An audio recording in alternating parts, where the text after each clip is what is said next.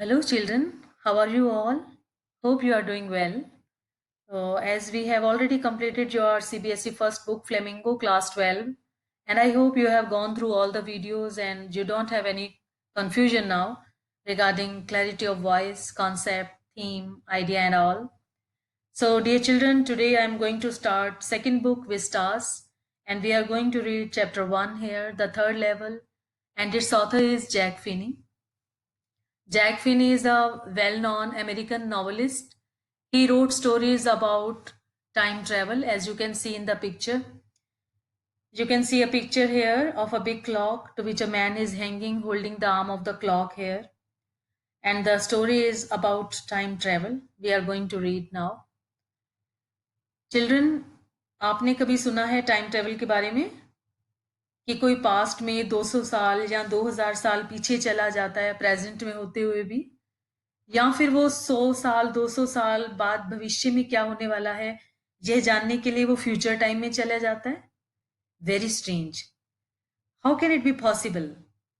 But there are so many stories about time travel, और ये कहानियां बहुत ही अद्भुत हैं टाइम ट्रेवल के बारे में, because it is very difficult to believe.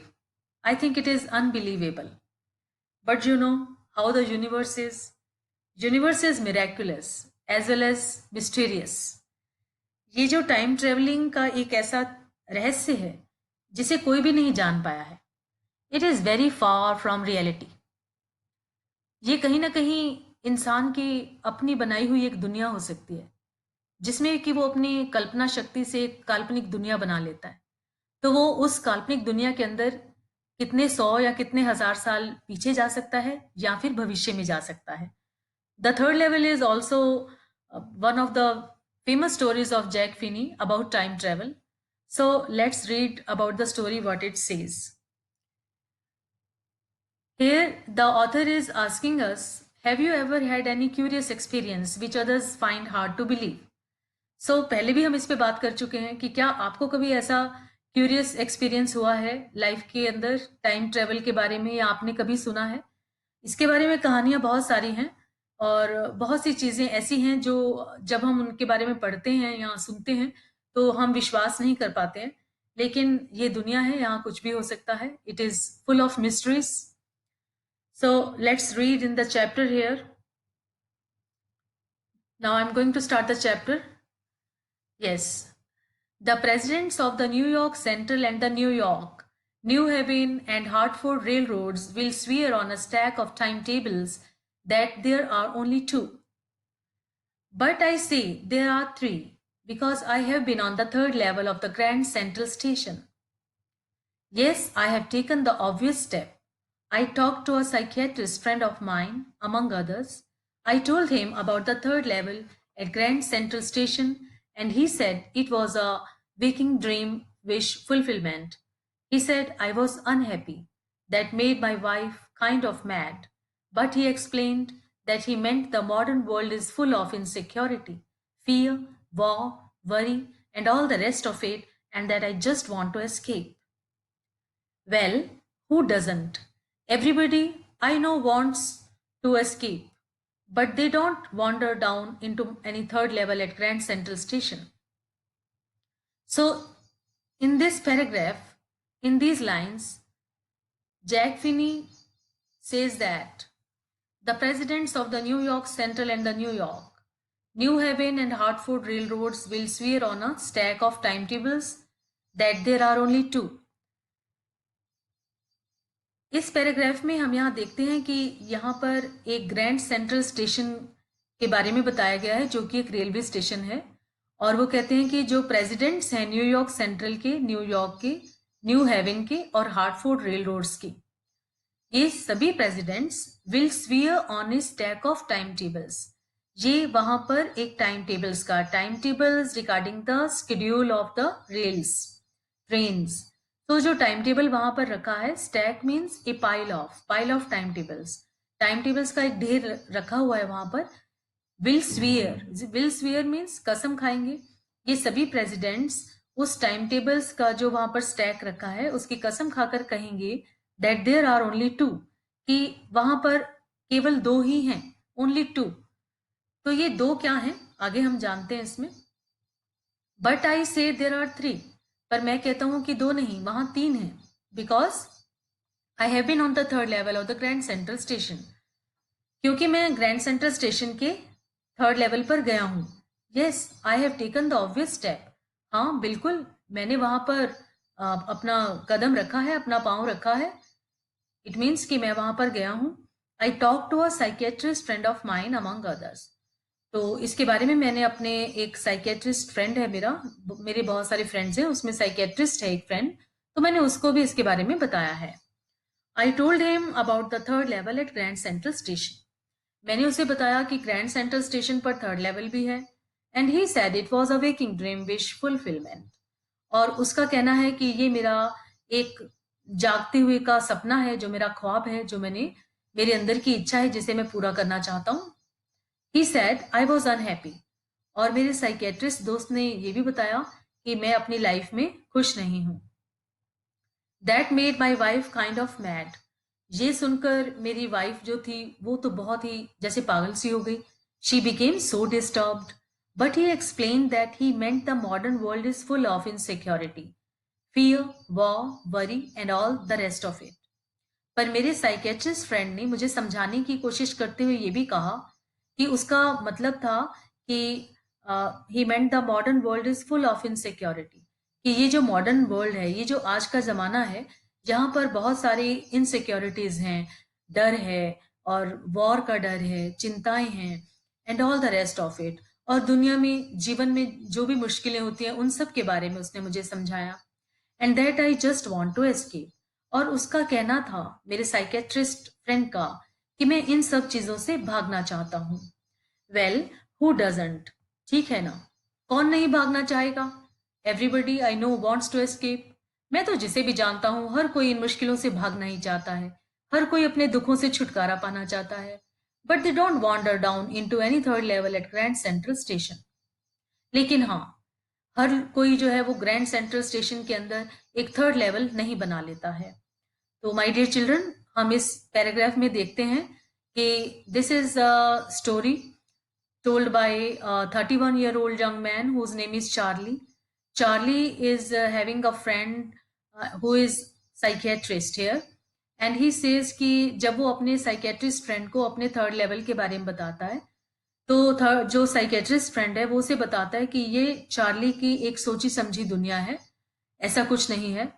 लेकिन वो यहाँ पर ये भी बताता है कि उसका मतलब ये था साइकेट्रिस्ट का, कि चार्ली जो है वो अपने जितने भी उसके जीवन के डर हैं, उसकी मुश्किलें हैं, जो उसके डिप्रेशंस हैं, डिस्पेयर्स हैं, उसके वरीज हैं, वो उनसे छुटकारा पाना चाहता है।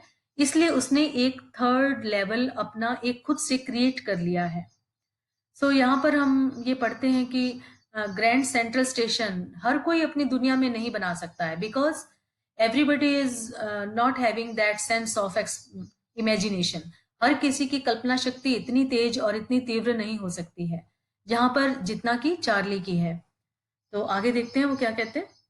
But that is the reason, he said, and my friends all agreed. तो मेरे दोस्त जो साइकेट्रिस्ट थे, उन्होंने कहा कि यही एक रीजन है। रीजन कौन सा? कि उसने जो है अपने इमेजिनेशन के अंदर वो 3rd लेवल बनाया, जो कि रियल में नहीं है, ही सेड। और उसके लिए उसके फ्रेंड्स भी सब मान गए कि हाँ बिल्कुल ऐसा ही है।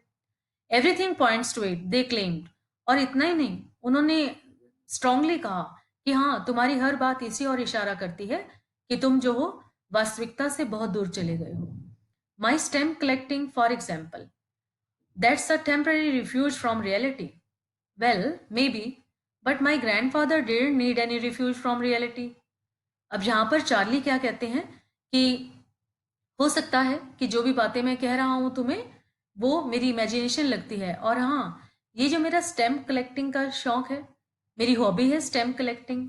यहाँ पर जैक फिनी बताते हैं कि जो चार्ली है, उसकी एक हॉबी है स्टैम्प कलेक्टिंग की, जो कि डिफरेंट कंट्रीज की स्टैम्प्स जो है वो अपने पास कलेक्ट करते हैं।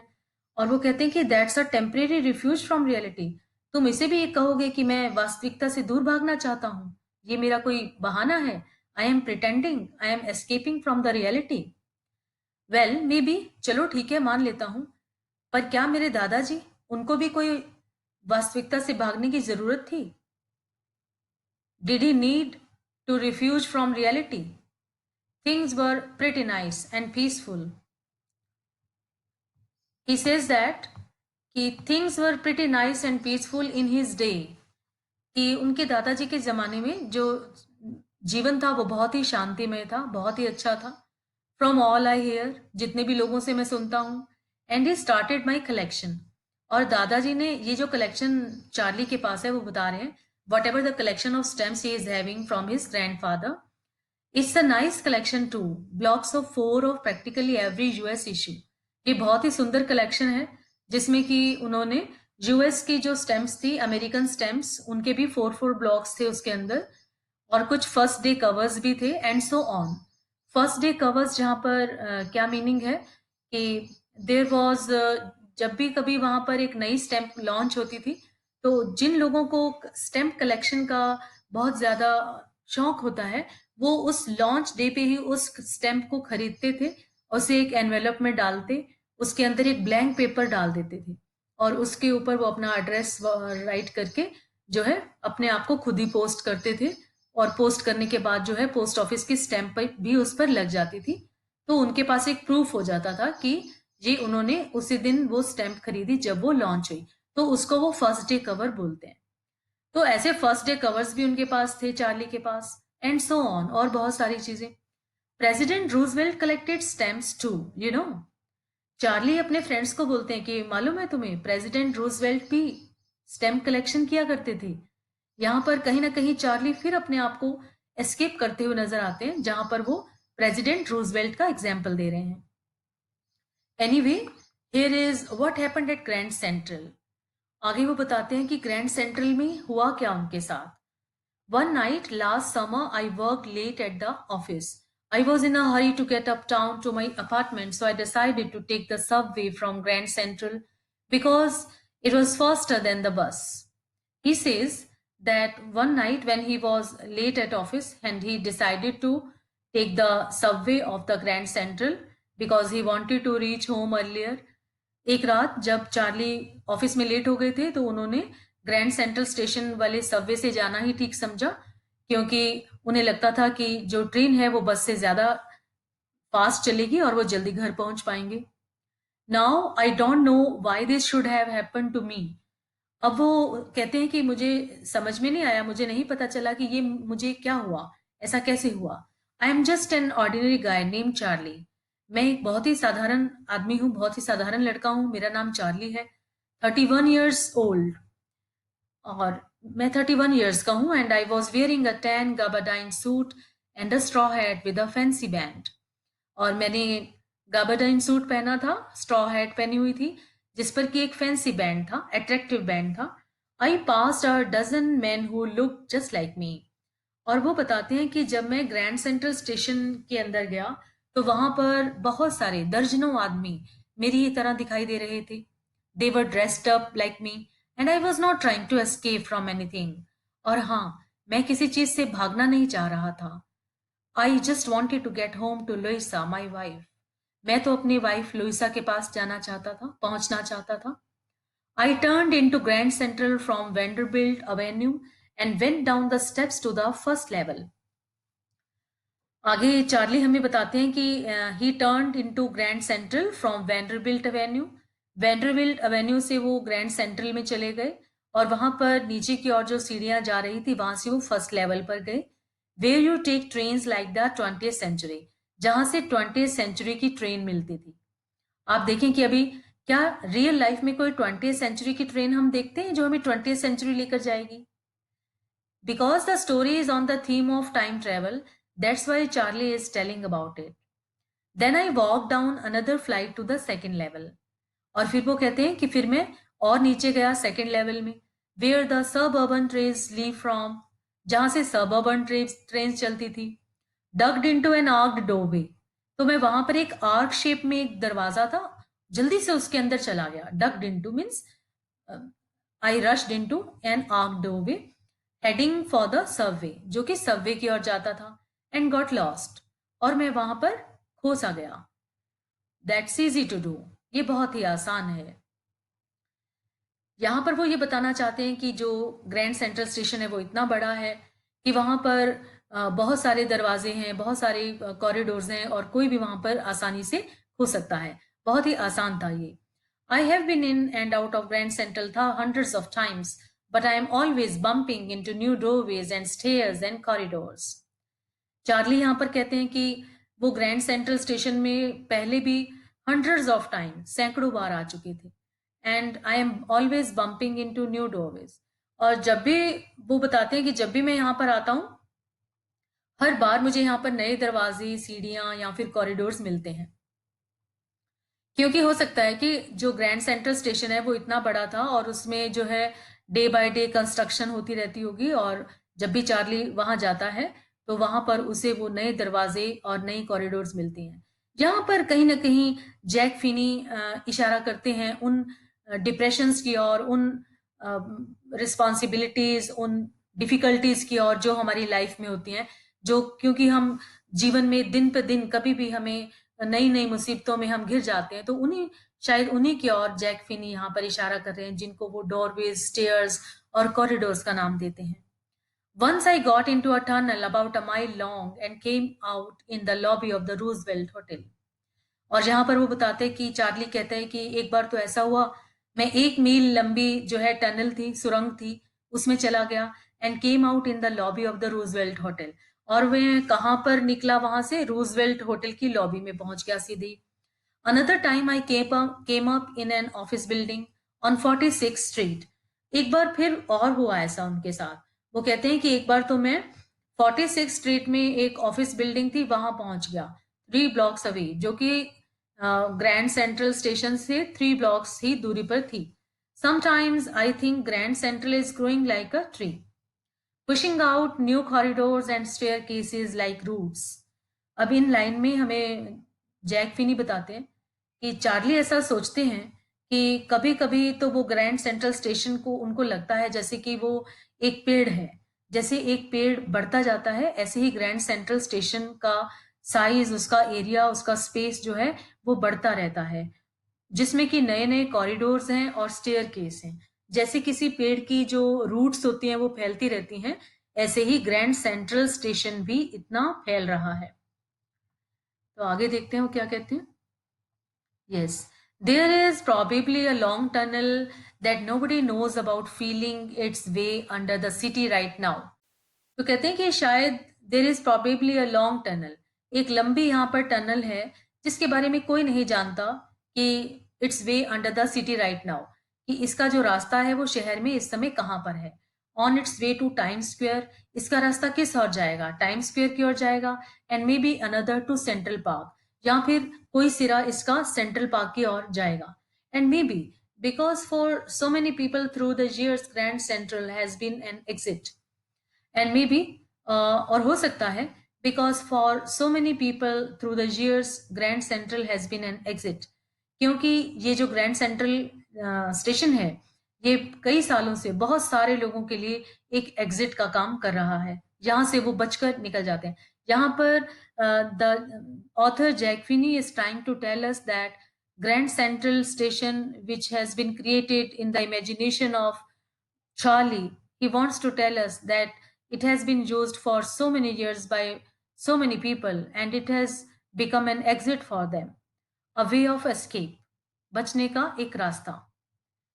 Maybe that's how the tunnel I got into. हो सकता है कि ऐसे ही मैं इस टनल में पहुंच गया। But I never told my psychiatrist friend about that idea. मैंने अपने फ्रेंड जो कि साइकेट्रिस्ट था उसे ये कभी नहीं बताया अपने इस आइडिया के बारे में। The corridor I was in began angling left and slanting downward, and I thought that was wrong, but I kept on walking. और वो कॉरिडोर जहां पर मैं चल रहा था लेफ्ट की ओर मुड़ना शुरू हुआ और फिर वो नीचे की ओर जाने लगा। एक बार तो मुझे लगा कि मैं गलत रास्ते पर आ गया था, लेकिन मैंने उसी पर चलना जारी रखा, उसी पर चलता रहा मैं। All I could hear was the empty sound of my own footsteps and I didn't pass a soul. हाँ, जिस कॉरिडोर में मैं चल रहा था वो बिल्कुल खाली था, एकदम खाली। वहां कोई भी नहीं था, किसी के कदमों की आहट मैं सुन नहीं सकता था और कोई भी व्यक्ति मेरे पास से गुजर नहीं रहा था। Then I heard that sort of hollow roar ahead that means open space and people talking. और फिर थोड़ी आगे जाने पर चार्ली बताते हैं कि मैंने सुना कि कुछ आवाजें आ रही थी, जैसे लग रहा था मुझे आगे ओपन स्पेस मिलेगा और कुछ लोगों की बातें करने की आवाजें भी आ रही थी. The tunnel turn sharp left और एकदम से जो सुरंग थी वो लेफ्ट की ओर टर्न कर गई. I went down a short flight of stairs and came out on the third level at Grand Central Station. फिर मैं वहां से एक छोटी सी जो सीढ़ियां थी वहां से निकला और वहां से होते हुए मैं थर्ड लेवल पर आ गया ग्रैंड सेंट्रल स्टेशन पर. For just a moment I thought I was back on the second level. पर जैसे मैं थर्ड लेवल पर आया, चार्ली कहते हैं कि मुझे लगा जैसे मैं एकदम से सेकंड लेवल पर आ गया था. मुझे 1 मिनट के लिए ऐसा लगा. But I saw the room was smaller. पर मैंने यहाँ पर जब कमरा देखा तो मुझे लगा कि नहीं, ये कमरा जो है पहले वाले से छोटा है. There were fewer ticket windows और वहां पर और कुछ टिकट विंडोज भी थी जहां से टिकट खरीदे जाते हैं, वो टिकट विंडोज थी. ट्रेन गेट्स थे and the information booth in the centre was would and old looking.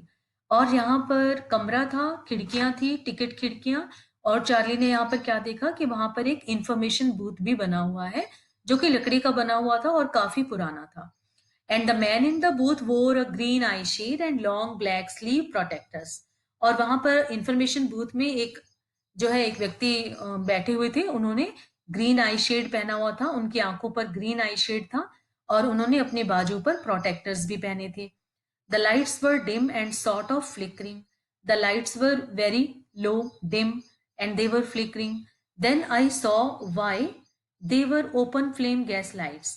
तो चार्ली कहते हैं कि जो वहां पर लाइट्स थी वो काफी डिम थी और उन्होंने देखा कि वो ओपन फ्लेम गैस लाइट्स थी, काफी पुराने जमाने की, काफी पुराने टाइम की. There were brass spittoons on the floor and across the station a glint of light caught my eye. तो यहाँ पर वो कहते हैं कि वहां जब वो थर्ड लेवल पर पहुंच गए तो उन्होंने देखा कि वहां पर कुछ स्पिटून्स रखे थे फ्लोर पर. स्पिटून्स क्या होते हैं? थूकदान, जिसमें लोग थूक देते हैं. तो पीतल के कुछ स्पिटून्स वहां पर रखे थे. और वहां पर across the station a glint of light caught my eye. और स्टेशन के पार मैंने देखा एक काफी तेज रोशनी थी जो मेरी आंखों में लगी आकर. और मैंने उस रोशनी में क्या देखा? A man was pulling a gold watch from his vest pocket. कि एक आदमी अपने वेस्ट की पॉकेट में से एक वॉच निकाल रहा था, gold watch. He snapped open the cover. उसके ऊपर का जो कवर था उसको उसने खोला और उसने देखा. Glanced at his watch and frowned. अपनी घड़ी को देखा और उसने ऐसा कुछ frowned means an expression on his face, frowning expression उसने बनाया. He wore a derby hat, a black 4 button suit with tiny lapels. उसने एक डर्बी हैट पहना हुआ था और एक उसने सूट पहना था और टाइनी लेपल्स जिस पर कुछ वो लेपल्स लगे हुए थे जिसमें वो बटन उसके लगे हुए थे. And he had a big black handlebar moustache और उसकी बड़ी बड़ी मूछें थी. Then I looked around and saw that everyone in the station was dressed like 1890 something. Then I looked around and saw. तो चार्ली बताते हैं कि उस थर्ड लेवल पे कहते हैं कि मैंने चारों तरफ देखा और मैंने देखा कि वहां पर हर कोई, हर किसी ने वहां पर वैसे ही ड्रेस पहनी हुई थी. Suit, hat and suit with 4 buttons and tiny lapels and all.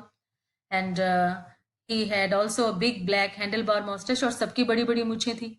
सभी लोग वहां पर ऐसे ही दिख रहे थे, लाइक 1890 समथिंग. और यहाँ पर वो बात करते हैं 1890 के टाइम की, 19th सेंचुरी की. I never saw so many beards, sideburns and fancy mustaches in my life.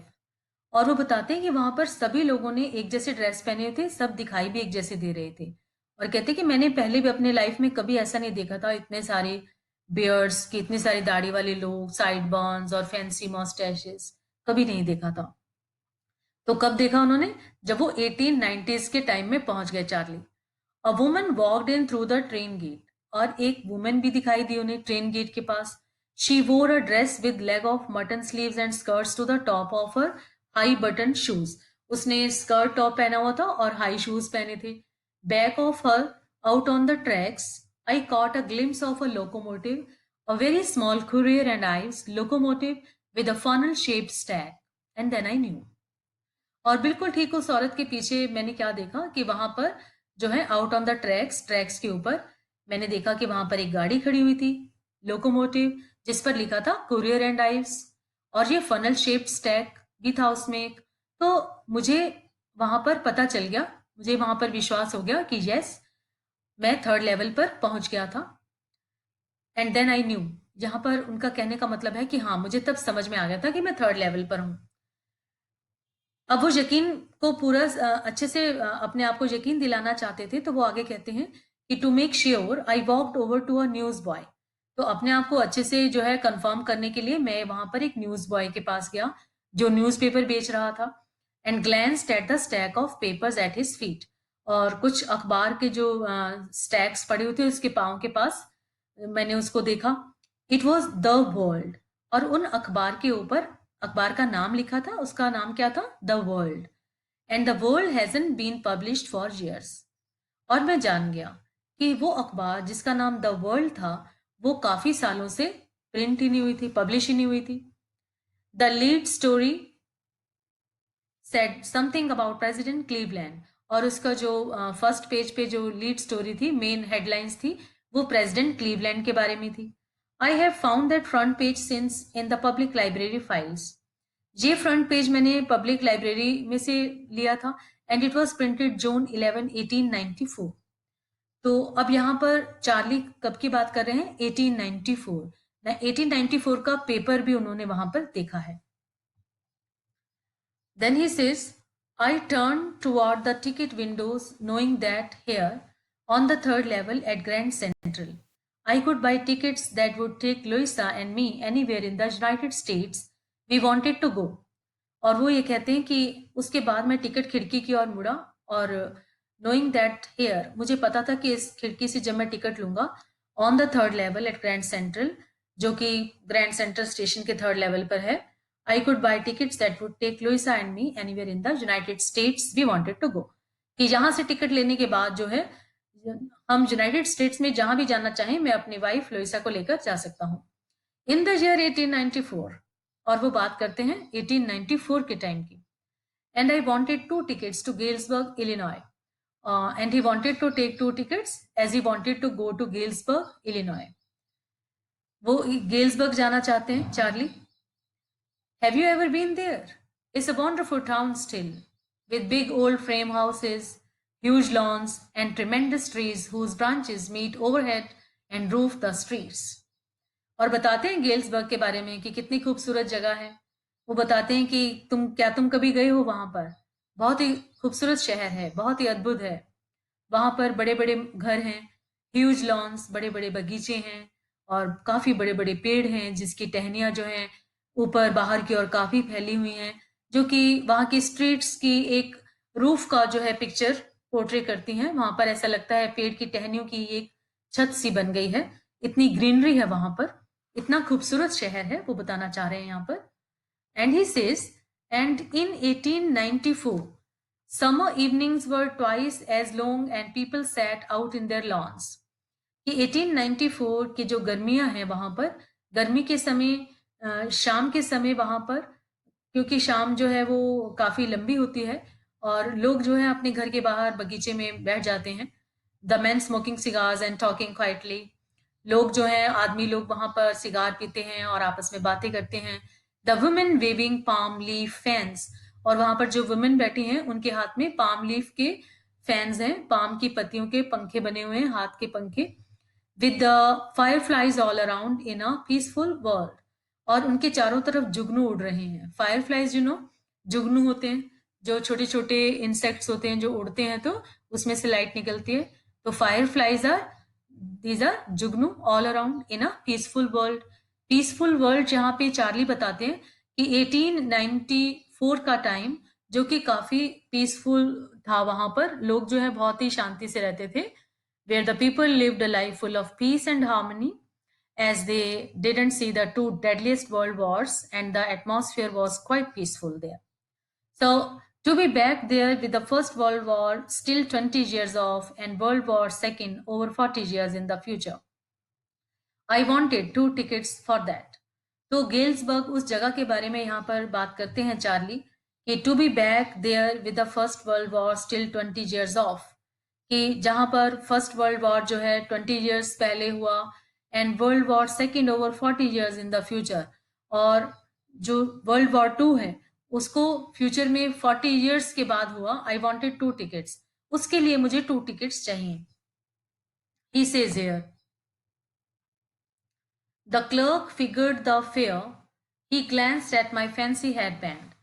और जब चार्ली वहां पर टिकट विंडो पर खड़े हैं तो ही सेज कि the clerk figured the fair. Clerk जो है वो वहां पर फेयर जो है काउंट कर रहा था।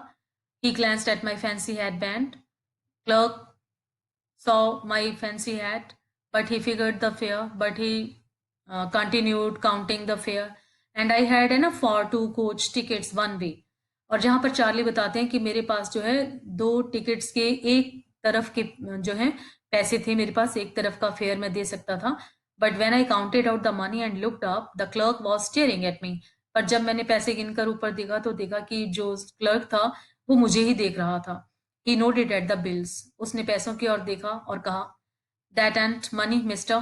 ये पैसे तो पूरे नहीं हैं, he said. And if you are trying to skin me, you would not get very far. और उसने ये भी कहा कि अगर तुम मुझे चीट करने की कोशिश कर रहे हो, तो मुझे धोखा देने की कोशिश कर रहे हो, तो तुम ज्यादा दूर तक नहीं जा पाओगे। And he glanced at the cash drawer beside him. और फिर वो अपने साइड में जो कैश ड्रॉर था उसकी ओर देखा उसने। Of course, the money was old style bills.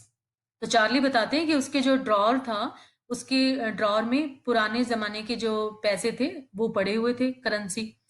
Half again as big as the money we use nowadays. तो जो पैसे आज हम यूज करते हैं उसके बिल्कुल हाफ साइज के थे। एंड डिफरेंट लुकिंग, और वो काफी डिफरेंट दिख रहे थे। I turn away and got out fast. मैं तेजी से मुड़ा और तेज तेज चल पड़ा। There is nothing nice about jail even in 1894। और जहां पर चार्ली कहते हैं कि जेल जो है वो कभी भी एक अच्छी जगह नहीं हो सकती, चाहे वो 1894 का टाइम हो, काफी पुराना जमाना हो या आज का हो, तो jail is never good for anybody. So next we see what he says. I think you understand whatever I have explained to you. And that was that. और बस सब ऐसा ही था। I left the same way I came, I suppose. मैं उसी रास्ते से चला गया जहां से आया था, मुझे ऐसा लगता है। Next day, during lunch hour, I drew $300 out of the bank, nearly all we had, and bought old style currency that really worried my psychiatrist friend. You can buy old money at almost any coin dealers, but you have to pay a premium. यहाँ पर Charlie कहते हैं कि उसके बाद जो है अगले दिन जब लंच टाइम था तो मैंने अपने बैंक से $300 निकाले, इतने ही पैसे थे बस उनके पास। और उनके उन पैसों के बदले में उन्होंने पुराने जमाने के जो पैसे थे 1894 के टाइम के, वो पैसे ले लिए। और जब वो ये चीजें अपने फ्रेंड साइकेट्रिस्ट को बता रहे हैं चार्ली, तो साइकेट्रिस्ट फ्रेंड जो है वो बहुत हैरान होते हैं और थोड़ी उनको चिंता भी होती है कि what mind set is Charlie is going through. You can buy old money at almost any coin dealers. और वो बताते हैं कि ये पुराने पैसे तुम किसी भी कॉइन डीलर से खरीद सकते हो, बस उसे उसके लिए तुम्हें क्या करना है, यू हैव टू पे अ प्रीमियम, तुम्हें कुछ एक्स्ट्रा चार्ज देना होगा। तो हो सकता है कि चार्ली ने भी अपने जो है इमेजिनेशन के अंदर 1894 के टाइम के जो है पुराने पैसे लिए हैं और उसके बदले में उसने कुछ पैसे उसके चार्ज में कटे होंगे। तो वो आगे क्या बताते हैं कि माई $300 बॉट लेस देन 200।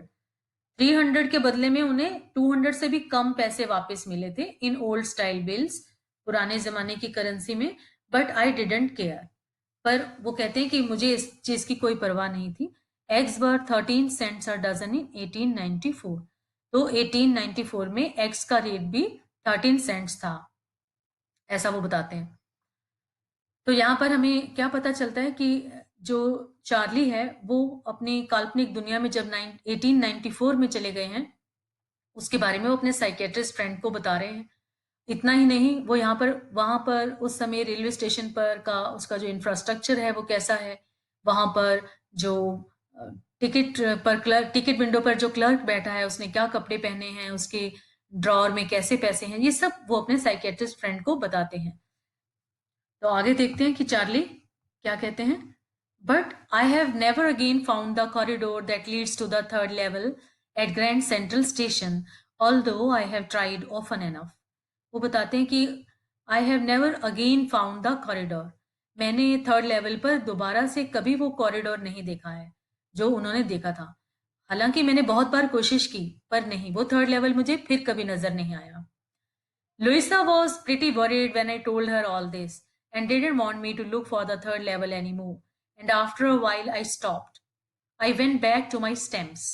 तो यहाँ वो कहते हैं कि जब मैंने अपनी वाइफ लुइसा को इसके बारे में बताया, थर्ड लेवल के बारे में, तो लुइसा जो है वो नहीं चाहती थी कि मैं कभी भी थर्ड लेवल को और ज़्यादा उसके बारे में बात करूँ या उसको ढूंढूं। And after a while I stopped, और थोड़े समय के बाद मैंने उसके बारे में बात करना भी बंद कर दिया। मैं वापस अपनी स्टैम्प कलेक्शन वाली हॉबी पर आ गया।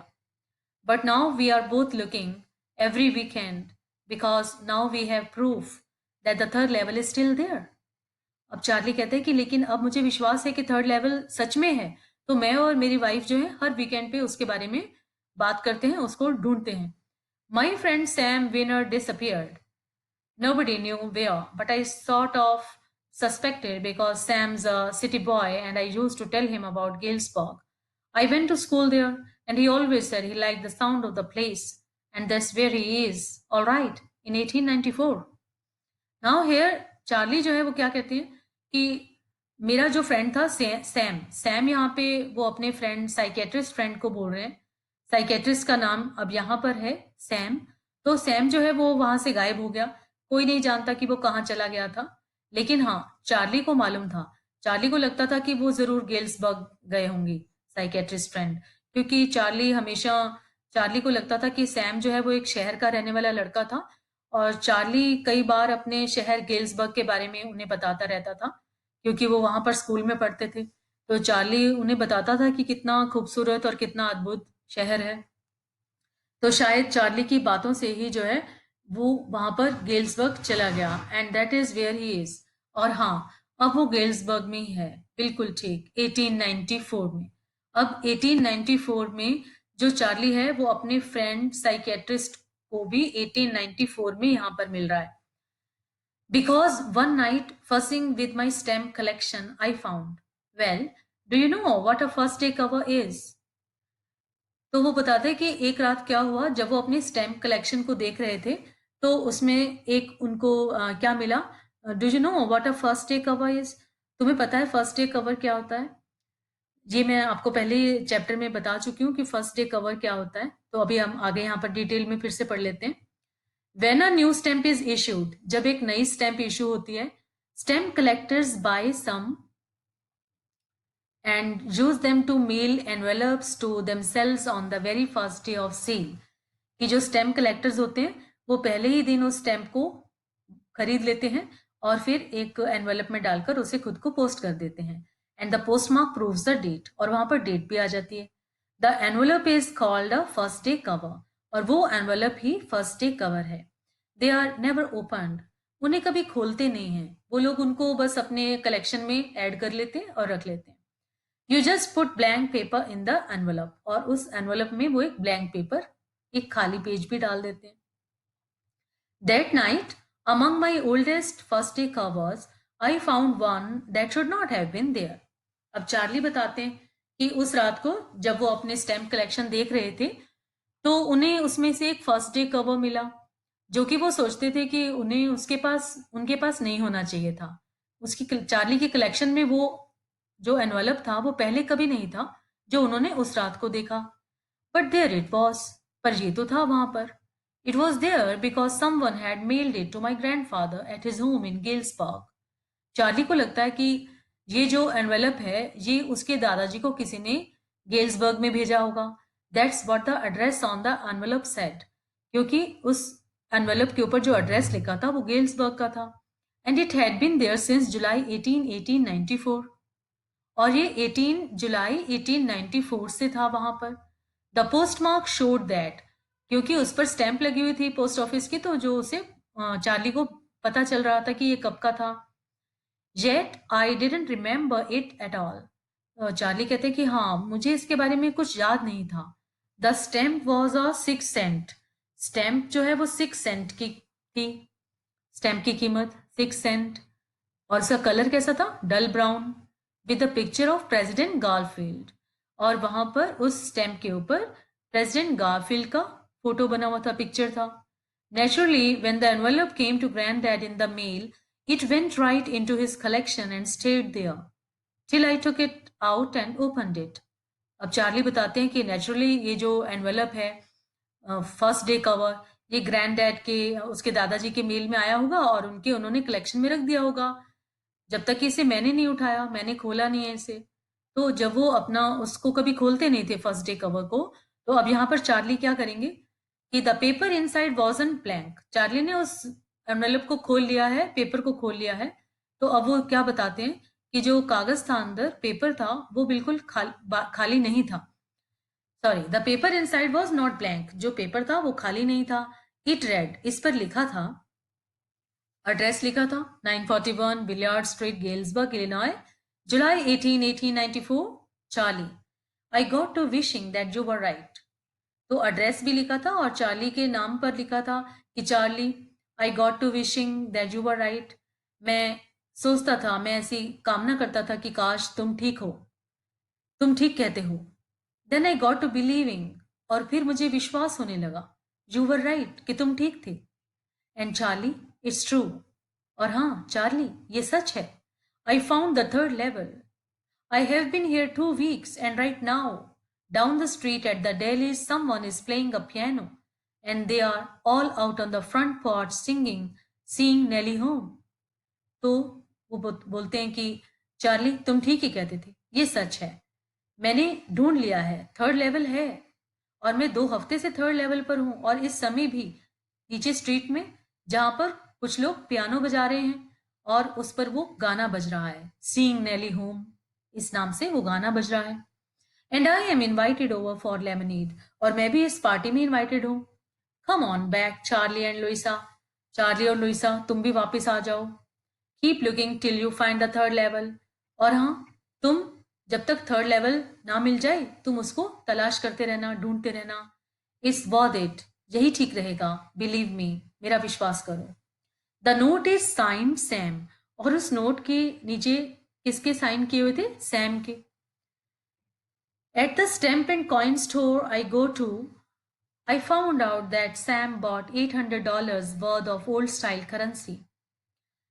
चार्ली कहते हैं कि जब मैं स्टैम्प और कॉइन के स्टोर में गया तो मैंने वहां पर देखा कि सैम ने वहां पर $800 के पुराने स्टाइल के जो है करेंसी नोट्स वहां से लिए थे.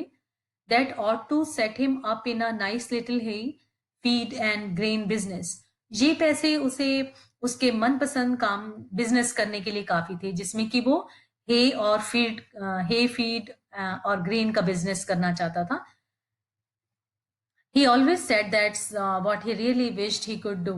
वो हमेशा चार्ली को बताता था, सैम, कि वो क्या काम करना चाहता था. And he certainly can't go back to his old business. और वो एकदम से अपने पुराने बिजनेस में नहीं जाना चाहता था. Not in Galesburg, Illinois. Galesburg में तो नहीं, इलिनॉइस में. In 1894. His old business? Why? Sam was my psychiatrist. उसका वो पुराना बिजनेस, तो सैम मेरा साइकेट्रिस्ट था. यहाँ पर चार्ली जो है बताते हैं कि सैम ही उनका साइकेट्रिस्ट था. And Sam was trying to help Charlie to come out of his fantasy, the world of fantasy, the world of imagination in which he was traveling in time in 1890s. So, my dear children, here we complete this chapter. Yes, we complete this chapter, we complete the story here. So this was all about the story. I hope you will be able to understand. Soon I will upload the other video with a new chapter. So I also request to all students to go through all the videos and get the things explained there. It would be my pleasure to clear your doubts, for which you can go to the comment section. Till then, take care.